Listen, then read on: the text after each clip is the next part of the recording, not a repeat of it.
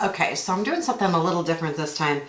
I've got the same reading, same deck, but two different renditions. So this is if someone asks you for a love reading or you want to do your own, this is even good, a self spread. And again, I'm using the Barbara Moore Tarot, Book of Tarot spreads. So the center card is your love life.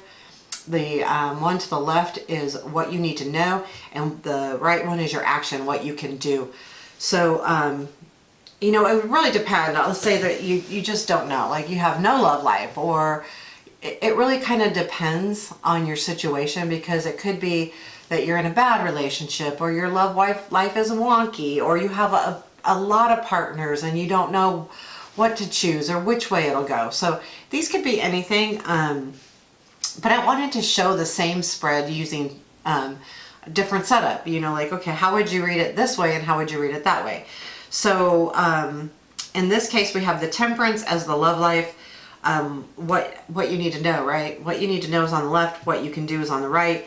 So in this case, it's the Temperance, and I'm going to hover over it a little bit.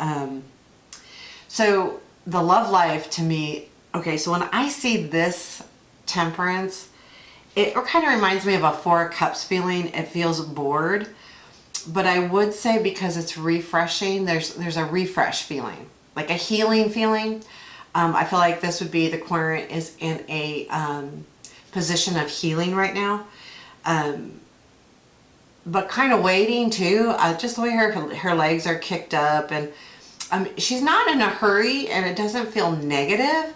But it just feels like I'm okay. I'm just going to fill up my cup here and I'm going to do my thing. So I feel like that would feel like,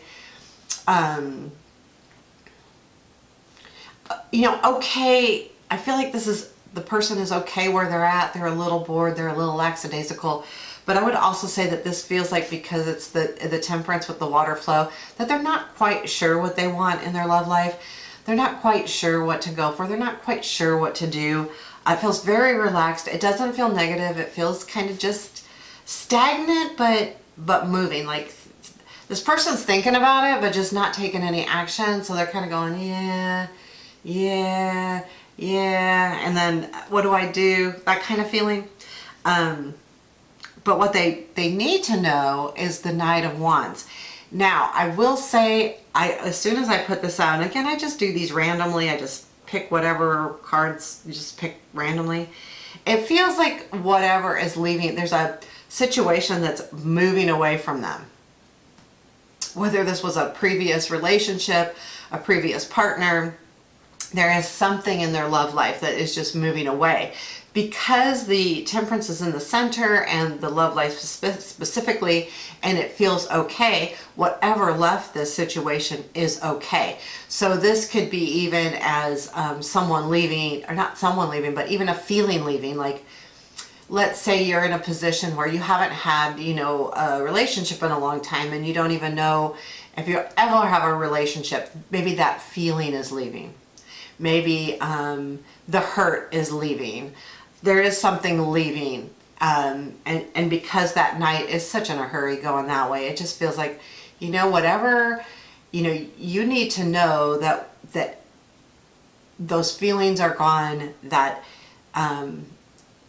that's truly in the past. That's the way I feel like. There's something that's leaving, which I feel like, because the Two of Wands is in the what you can do, to me that says collaborate, work with someone, work with yourself, move forward, don't stay still, keep going, keep moving, make decisions. I don't see the Two of Wands as a decision-making card, but it is a keep moving card. Like there is these, a lot of times you see, like, I can go this way, I can go this way, or I've got the world in my hands, what do I do? And in this case, it's more like they're working together. They're coming to an agreement. So I feel like that is what it's saying. Because the Temperance feels like it's wonky a little bit. Not a bad, but kind of like, I don't know. I feel like the Two of Wands is saying, do something. Like, don't just sit there and say, I don't know. You obviously, if you're having a reading, you do know. You do want to move forward with something. You do want to find love. So in that case, keep moving forward. Keep keep progressing. There's something out there. So the Two of Wands also tells me that there's something for that querent in the near future or soon, because that kind of action card means there's something there, so don't stop. Just keep going. So that's kind of how I would read that. Okay, so yeah. So this is an interesting one. So the next three sets are, we've got the love life is the Ace of Pentacles. Then we have what you need to know, or yeah, right? What you need to know is the Hermit, and what you can do is the Eight of Pentacles. I like this. First off, it's a love reading with Pentacles, which tells me that there's something solid happening. The Ace of Pentacles, it's funny to me because that boat is racing kind of towards that Hermit, but that Hermit is what you need to know is that the work that you're doing, the solidarity that you have taken is working.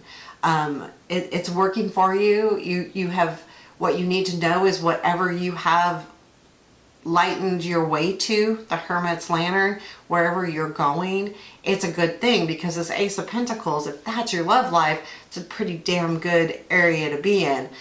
If the querent doesn't know, then there's something happening that's really special. But the Hermit and the Eight of Pentacles can both be healing cards. Eight of Pentacles is a lot of times about learning and mastering a skill, but it can also mean healing. You're learning something, so that's a healing nature or a healing thing. So looking at that, it reminds me to keep progressing in your healing process, because there's something good there. You're there. Your love life is there. Ace of Pentacles, something's coming in, something is there. The querent probably even knows about this. So maybe like if they have a new relationship and this were to come up, this is a good thing, especially with the Eight of Pentacles and what you can do. Because that's not only telling us to heal, and I'm only thinking healing because of the Hermit, because the Hermit's a healing card as well. We go within, we meditate, we find ourselves, we heal. With the Eight of Pentacles, it can be about healing, but that's why I'm seeing it as a healing card. But it also can be about learning something new and perfecting a craft. You know, it's the apprenticeship card, so to speak. You know, really learning something. And I feel like what you can do is continue to heal, continue to learn, continue to evolve, all of those things. I feel like it's really speaking in that way. I would love to get this reading for myself, just because, you know, it's a positive reading. It's definitely good. Actually, both are positive. I do like any kind of reading that has an action step in it. But there you have it. I mean, those are two different ideas. And then, you know, you can tell the story in so many ways. I think, you know, when you're practicing and you don't want to practice with somebody, if you have a good friend, it's fun to practice with them, because you can go through the scenarios and tell them how you feel about the cards, and they can disagree and you don't feel, you know, threatened by that disagreement. Because, you know, when we're doing it for strangers, you know, it puts you in a whole level. You feel like you're almost like put yourself out there. But you can definitely do that, or walk it through yourself. You know, feel comfortable with walking through the cards, because that's really important. I do like, you know, these recordings help me because I'm actually talking it through. I'm doing them. So every time I do these, I learn more and more. I think more and more. But if you don't want to write or log everything, you don't want to journal, I do voice recordings too. Like if I don't have a paper pen handy, or I'm tired of getting, when I first started doing tarot, I had so many like ridiculous amount of notes. I took notes on everything. I took notes on my daily reads. I took notes on the different cards. I had so many, and then it was impossible to organize them. So if you're not typing them, that's what you could do, or voice record. You know, this is a reading that I did. It depends on how you learn, like, and what will stick with you. For me, talking something through helps me on my memory to stick in. Some people, the writing, that is the writing it and seeing it written and reading it. Those are the, what do you call, in your memory, your dual thing. But for me, just talking it through, when I talk about something, it sticks in my memory almost instantly. So, Yeah, so that's same spread using the same deck, but two different ways to read two different cards or two different sets of cards. Thanks. Have a great day.